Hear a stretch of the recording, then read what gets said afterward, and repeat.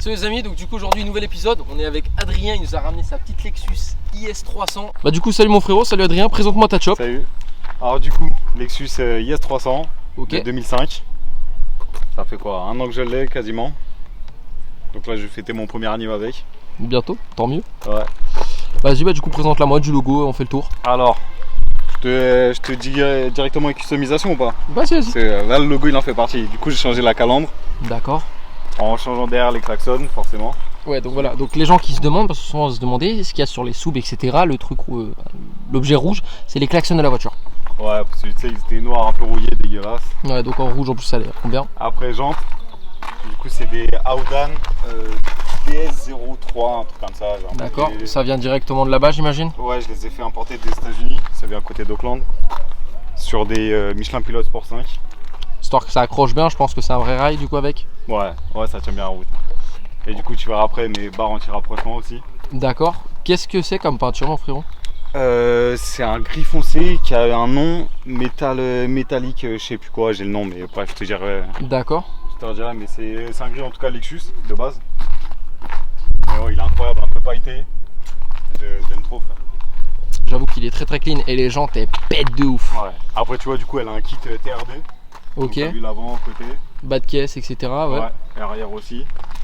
J'ai changé les feux arrière pour mettre en LED. Ça se voit qu'ils sont tout neufs en plus. Ouais, anti-brouillard pareil. Elle est déciglée, j'ai pas de. Petite sortie du démon. Pas de spoiler, ouais.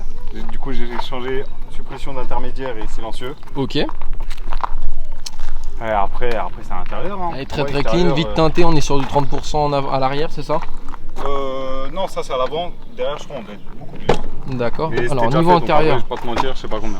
Ouh, le petit intérieur. Et elle est très, sur très combiné classe. aussi. Et elle est sur combiné. D'accord. On a pas mal de Petit place. cuir Alcantara. Il est très très classe. Il a très très bien vieilli en tout cas, franchement. Ouais. Faudrait que je remette encore une petite crème, tu vois. Je mets celle du cuir. Est-ce qu'il y a des maladies sur l'intérieur ou pas du tout, frérot? Non, je crois pas. Non. Bah, à part si. Là, ouais, ça a pas trop mal vieilli. Sur la commode centrale, c'est là où ça. Petit rappel chromé, très classe aussi. Siège électrique. Les petits tapis brodés Lexus. Siège électrique, chauffant. Chauffant, très très classe. Après quoi, j'ai changé le système audio. Je suis sur enceinte focale avec caisson de basse focale aussi. Ok, ouais, donc on est sur un système, 100% focal. C'est très très classe. Boîte automatique, c'est bien ça, mon frérot? Ouais, boîte auto. Ok, avec pas mal d'options. De toute façon, ça on les connaît bien. Les Lexus sont connus pour. Le petit toit ouvrant. Le petit saumon West Coast qui vient directement là-bas. Du coup, tu m'avais dit, ouais. Quand je suis allé à LA, je suis allé à West Coast Custom. Et donc, du coup, là, comme vous voyez, la petite lumière bleue, franchement, très très classe, mon frère. On a changé du coup, écran à l'intérieur, tu vois. Ouais, t'es passé sur de l'Apple CarPlay, bien entendu. J'ai changé le pommeau parce que bon, l'autre il commençait à se dégrader. Bah, écoute, je te laisse m'ouvrir ton capot. Et là, les amis, vous allez découvrir quelque chose d'assez sympa sur les IS 300 pour ceux qui connaissent pas trop ça. Regarde sous le capot. Regarde sous le capot. Un 2JZ. Ah, c'est quelque chose. Un 2JZ, les amis. Un VTTI 24 valves twin cam. Donc là, pour l'instant, du coup, mon frérot, explique-moi le moteur, comment est-ce qu'il se trouve d'origine dans la voiture de base et ensuite ce que tu as fait dessus. Alors, comment ça se fait qu'elle a un 2JZ? De base, Lexus c'est pour les États-Unis. Et quand ils ont voulu du coup exporter l'Altezza, du coup ils l'ont passé en Lexus. Et surtout pour les États-Unis, au lieu de que ce soit une IS 200, eux ils ont voulu mettre directement gros moteur. Ils ont dit les États-Unis ils aiment bien gros moteur, on va leur foutre le 2JZ. Et du coup aux États-Unis il n'y a que des IS 300. Et en Europe il y en a quelques-unes, du coup dont celle-là. À Skip je crois il y a 83 exemplaires en Europe. Ou en France du moins, je sais pas, bref. D'accord. Bon celle-là. Et du coup petit filtre à sport et en vrai c'est tout ce qu'elle a. Hein. D'accord, ouais, donc en fait ce qui te change d'un d'un 2JZ GTE comme on peut retrouver sur les Supra les amis, ça va être le turbo principalement. Ouais. Voilà, là pour l'instant c'est un Atmo. C'est un 2JZ GE. Donc c'est un V6 qui chante extrêmement bien. Un petit 6 en ligne qui marche bien. Et du coup qui peut encaisser j'imagine. Ouais, faudrait, je crois qu'il est pas forgé. Ouais, donc faudrait un petit peu renforcer mais ouais. Mais après reforger, rajouter un turbo. On verra si je le fais, pour l'instant moi tu connais ça coûte. Ça c'est sûr, tu m'étonnes. Donc on verra. Mais ouais, juste la petite admission. Et ouais, j'aimerais bien quand même la pousser un peu. Avec l'air frais du coup qui arrive juste de devant là, qui est très très clean, il me l'a parlé. La barre anti-rapprochement qui est d'origine? Je pense pas. Non, non, Mégane Racing. J'ai la dans le coffre aussi, j'en ai une. D'accord. Et ouais, tu connais tenue de route. Hein. Ouais, et franchement, ça roule vraiment bien. Ouais, ça marche. Ça marche. Ok, mon frérot. Et est-ce qu'on peut parler prix à peu près? Combien est-ce que tu l'as touché il y a un an du coup maintenant? Du coup, moi, je l'ai acheté pour 7005. Ok, très intéressant, je pense. Ouais, bah c'était la seule sur le bon coin. Pour combien de bornes? Quand je l'ai acheté, elle devait avoir 175. Ok, donc ça, 175 000 bornes. Et franchement, comme vous voyez, les amis, hein, même extérieurement, elle est très très clean. Il n'y a rien à dire là-dessus. Ouais. Là, bah, juste, tu vois, caillou sur le pare-choc avant. Ouais, enfin, ça, de toute façon, c'est une voiture qui roule, j'ai envie de te dire. Ouais, Vaut mais mieux ça qu'une avant, voiture c'est qui le reste prochain au truc que je garage. vais changer. D'accord, mon frère. Donc, ça, après le moteur, ouais, je t'ai dit, on verra ça. Mais d'extérieur, à part le pare-choc avant, j'ai fait tout ce que je voulais. Hein. Et du coup, les amis, on voit pas énormément parce qu'il fait jour. Mais il y a également les petites LED aussi en dessous de la voiture. Tout récent, ça. Les petites LED pour la nuit, pour les rassos. Et puis voilà. Bah écoute, mon frérot, je vais te laisser me fermer le capot et puis on va partir en essai.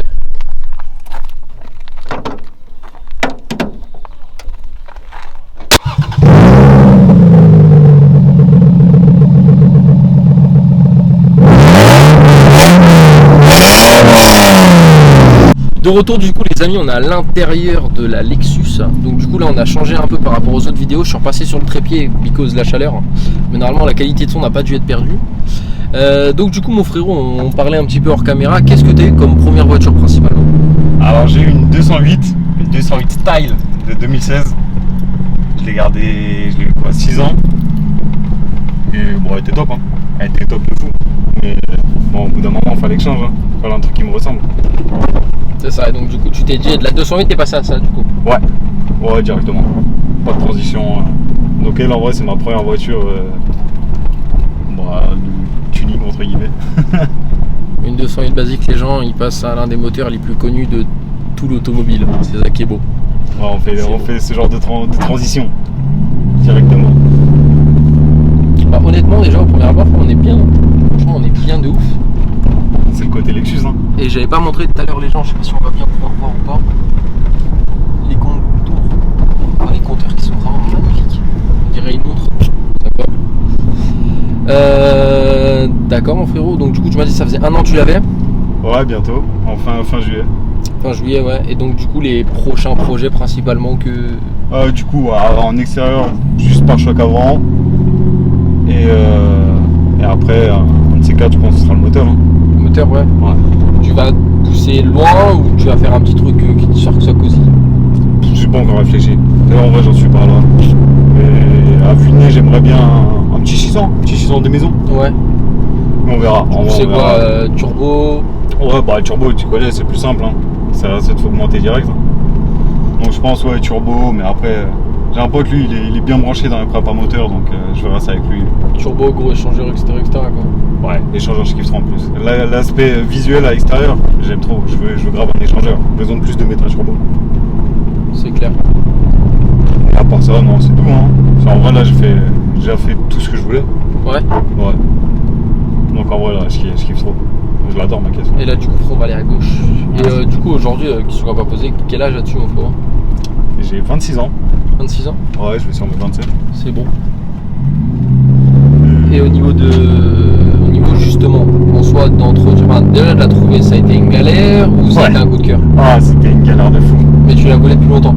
Alors, non, de base, ce que je voulais en premier, c'était une Eclipse. Ok. Mais l'Eclipse, tu connais, c'est une voiture qui a été faite avec Chrysler. Elle a deux motorisations moteur Chrysler. Et ces deux motorisations plus sa mère. Et les deux autres, moteur d'Evo. Donc, forcément, je visais ça. Sauf que c'était beaucoup trop rare et beaucoup trop cher. Après je regardais 300 ZX, trop cher aussi. Puis après je commence à regarder plein de trucs. Integra, 200 SX, S13, 14. Celica un peu, non? Celica non, pas trop mon délire. Et après un moment je tombe sur une IS200. Et du coup moi de base, tu connais Underground 2, Midnight Club 3, je connaissais que IS300. Donc déjà je vois IS200, je me dis c'est quoi ça? Et après du coup je comprends que c'est la motorisation tout ça. Et j'ai un pote qui avait lui-même du coup à ce moment un pote dédicace à lui Bicus qui a une IS 300. Il m'a dit ouais prends si tu veux une IS prends une 300. Du coup j'ai attendu, je cherchais, tu connais journée, j'avais plein de pages de bons points ouvertes. Et je rafraîchissais tous les jours et à un moment, il y a S300 qui pop. C'était la seule. Ça, à part des Sport Cross, du coup la version de break, il n'y a jamais de S300. Vas-y. Et du coup, ouais, direct, j'ai sauté dessus. Hein. Le mec, j'ai envoyé un message, tout ça. Au début, on était deux dessus. Et à un moment, il m'envoie un message. Il me dit, ouais, je vais aller la chercher en Bretagne, tu vois. Il me dit, ouais, tu veux venir chercher une IS300 en Bretagne. Je dis, frérot, je crois que j'arrive. Et après, je suis allé le samedi matin, un gros réveil à 4h du mat. Mais ça, c'est les réveils où tu te lèves facilement. Fort. Je sais plus combien de temps c'était de trajet. C'était long, hein. Mais c'est passé crème de fou. Par contre, le retour, il était long. Mais ça va, j'étais dans ma Lexus, donc ça faisait plaisir. Ouais, c'est ça, ta petite musique tranquille. Je te jure, c'était bien. Ça a dû faire exploser tous les titres, Bandolero, Conteo. J'ai mis la totale, frère. Mais On roule avec les grosses lunettes de soleil vite baissées, même s'il pleut. Ah, mais c'était bien. La différence entre l'aller en 208 et le retour à Lexus, il y a un changement de cap. Hein. Tu m'étonnes. Voilà mon frérot, là, vu que c'est un petit peu dégagé, je vais te laisser un peu nous montrer ce qu'elle a dans le ventre. Un petit bouton, un petit coup de sport.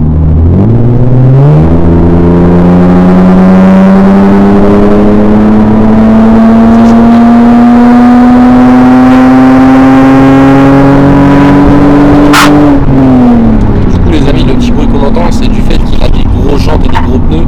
Ça touche un petit peu dans la carrosserie, mais ça va être réglé après. Ouais, En fait, c'est surtout qu'on est, que ce soit moi ou mon pote derrière, on fait des potes T-Max.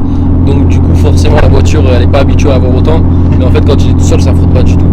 Ouais non, bah de base quand j'ai changé les roues ça frottait. Après j'ai mis un coup de fend de roller pour élargir les ailes. Ouais. Du coup ça frotte. Et là on va plus partir du à droite là mon frère. tout. Ça frotte plus du tout et ouais comme t'as dit c'est quand on est à plusieurs que ça frotte. Et tout seul ça passe.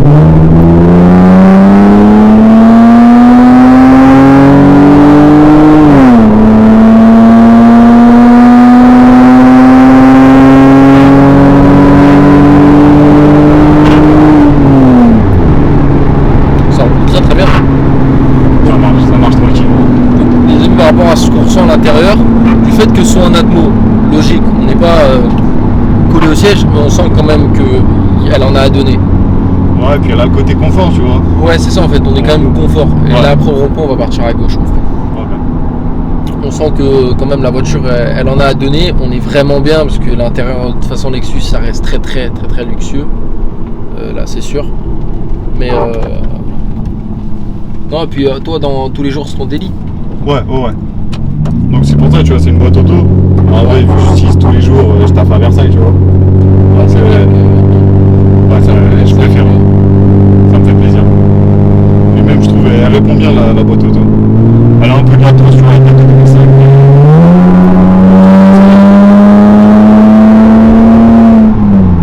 Sinon, après, je peux toujours mettre en séquentiel, tu vois, par les tours là.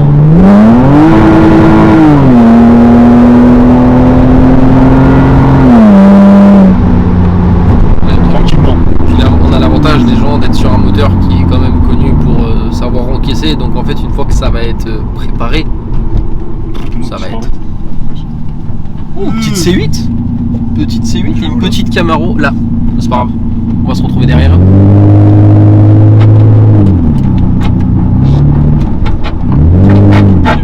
Il veut les rattraper. C'est joli.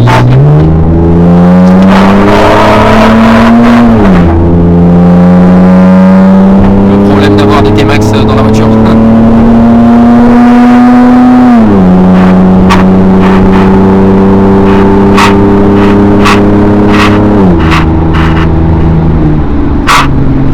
Par contre, elle a quand même ce qu'il faut.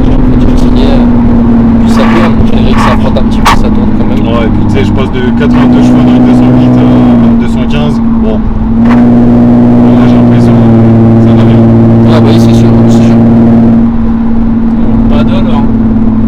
Ils sont disparus. Ah, ils sont tout là-bas. Attends, c'est pas dans des belles petites routes. Surtout la C8 là. D'après ce que j'ai compris, c'est vraiment une voiture qui tombe en enfer. Ça a pas l'air d'être une Camaro de base. Non, c'était en SS. Genre la Camaro c'était une SS. C'était plus mignon.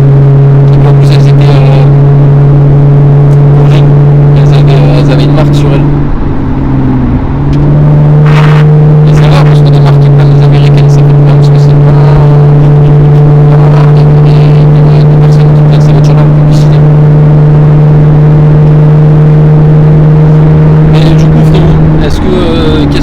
ta voiture de rêve, budgétable. Facile, Evo 9. Evo 9. Ouais, enfin budgétable, ça commence à ça commence à augmenter, mais Evo 9. Evo C'est 9. ma voiture préférée avec la Skyline R34. Ok. Et dessus, tu la ferais d'un style particulier Bah en vrai franchement style similaire à celui-là. Ouais. Tu vois des jantes un peu brillantes comme ça. Et ouais genre je kiffe trop le gris. Donc en vrai un petit gris foncé comme ça. Mais ça d'ailleurs c'est même avec cette voiture je suis curieux, tu vois, la pensant je l'ai faite comme ça et je la trouve parfaite.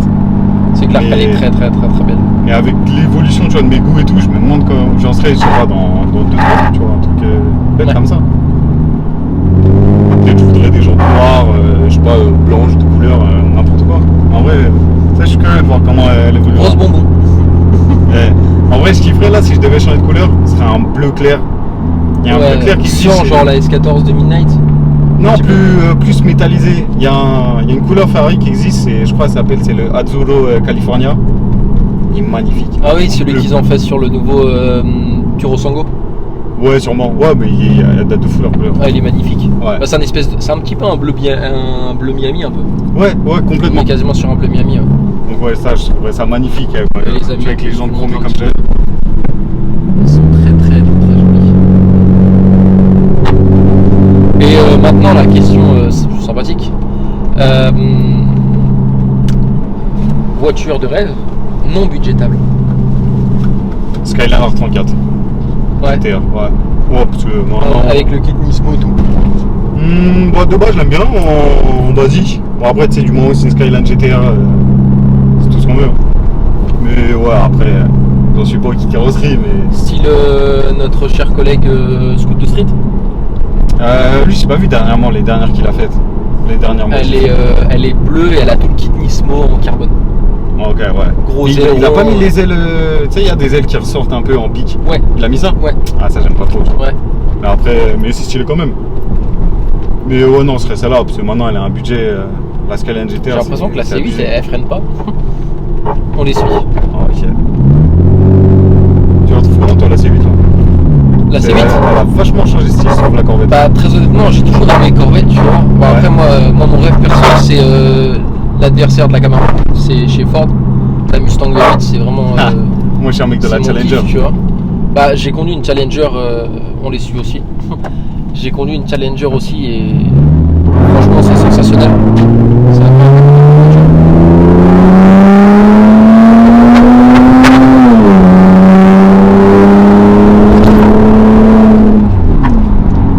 mais Tu me disais, pardon. non t'inquiète, pas de soucis. C'est incroyable aussi à conduire. Mais Ouais. non, moi, mon rêve c'est vraiment V8. Ah bah ils vont au musée volant. Là-haut tous les week-ends là il y a des belles petites voitures. Allez, elles sont extrêmement clean en Ouais. plus, franchement. Et là nous frérot on va continuer tout droit. C'était ma petite Aston là-bas. Ouais, je l'ai vu aussi. DB9 je crois. Vintage, non Ouais, peut-être Si, une ça. Vantage. Ouais, enfin ça. Non, l'avantage c'est que quand on tourne en option, à chaque droit, on envoie une belle bagnole. L'autre jour on a eu M3 E30, on a eu un magnifique Skoda siglé police. Enfin, on a toujours des belles voitures quand on tourne. Mais ouais, donc du coup, toi, ce serait R34. Ouais, parce que tu sais, maintenant, elle a des prix de fou furieux.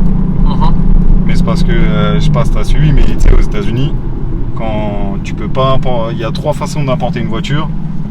Il y en a une où, genre, t'achètes 5 fois la voiture, il y en a 4 qui passent en crash test, et la dernière, elle est pour toi, du coup, si ça passe. La deuxième, bon, j'ai oublié ce que c'était, et la troisième, il faut qu'elle ait 25 ans.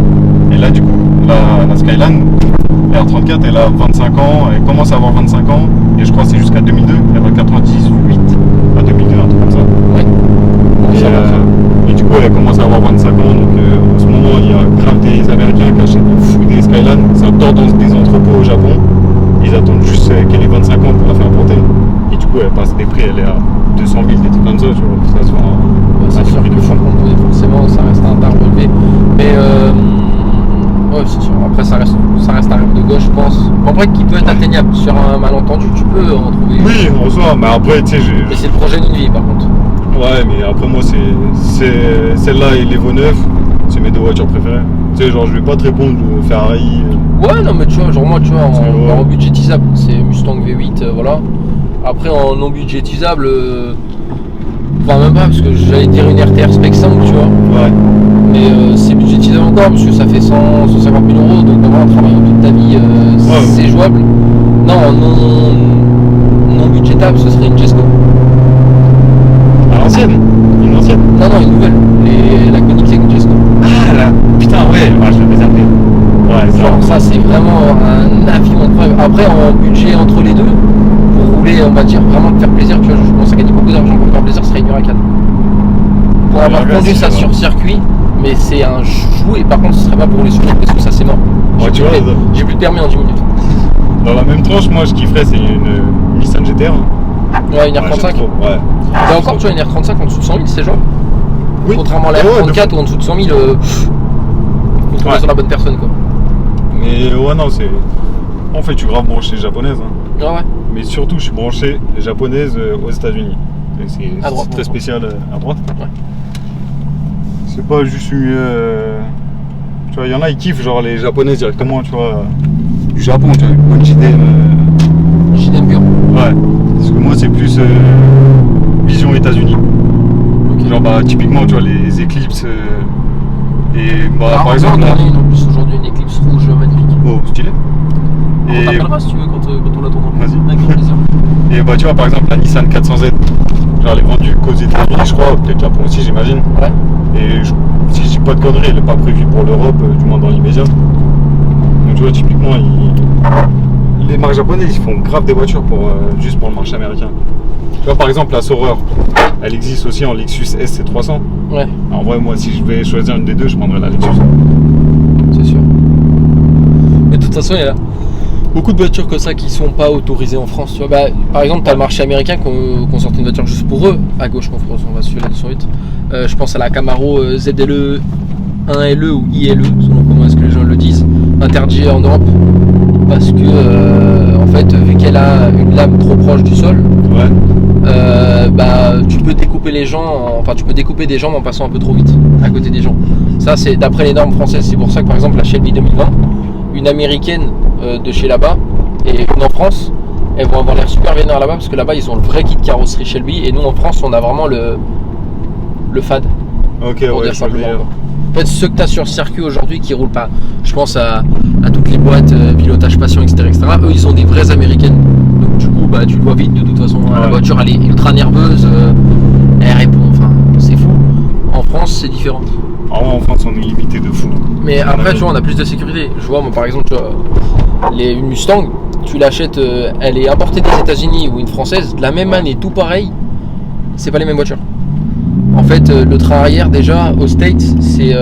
En fait, nous, on a toutes les normes en France. C'est en cas de destruction, il ne faut pas que la voiture elle te tue. Tant que tu tapes dans les limites de réglementation. Donc, en gros, nous, en France, on passe tous les tests qu'eux n'ont pas aux States. Okay. Par exemple, tu vois, les Mustangs en dessous de 2016, les trains arrière, c'est les trains arrière d'un transit. Des camions. Donc, c'est pour ça qu'en gros, les Américaines, elles sont connues pour pas avoir de châssis. Parce qu'elles ont tous fait pareil. Ils ont tous fait pareil. Ils ont tous des trains arrière pas chers, ce qui permet de leur sortir des voitures surpuissantes, pas chères. C'est pour ça elle a la réputation d'être dangereuse de fou là. Voilà, c'est ça. Et c'est pour ça que là, Ford, ils ont totalement voulu changer ça là, avec la dernière qui vient de sortir. Okay. Le modèle spécial, vraiment Shelby, entre guillemets, on va dire la Dark Horse. Ouais. Tu passes tout le train roulant, c'est du magnétique. Donc là, sur circuit, comme ils ont dit, sur circuit, on va rattraper des européennes. Donc je pense qu'ils pensent à la Mégane 3 RS, etc. T'as plein de nouveaux trucs qui ont été ajoutés. Ils ont retravaillé tout l'aéro, les pneus, tout. Pour vraiment, la voiture ne sera pas une savonnette. Ce serait une première. Hein. Ouais. Bon, ils ont raison, ouais. En fait, ils essayent de suivre leur Camaro avec la ZL1 ILE sur circuit, elle est monstrueuse. Quand tu vois que c'est dans Top Gear, là, elle passe en moins de 3 minutes le temps sur le circuit, c'est fou. Là, on va aller en face aussi. Du coup, mon frérot, on va s'arrêter là. Déjà, je voulais te remercier d'être venu nous présenter ta voiture aussi rapidement, parce que pour faire un peu l'histoire, on l'a rencontré vendredi à Arasso, on l'a chauffé, il est venu aujourd'hui, donc c'est génial. Donc merci à toi mon frérot en tout cas d'avoir pris un peu de temps. Merci à toi de la proposition, ça m'a fait plaisir. Et donc du coup moi les amis je vous dis à la prochaine. Ouais Ouais, je vous dis à la prochaine, j'ai totalement bugué. À la prochaine, n'hésite pas à liker, commenter, partager. On partage un maximum parce que c'est pas facile sur YouTube de se faire sa place. Et puis à la prochaine.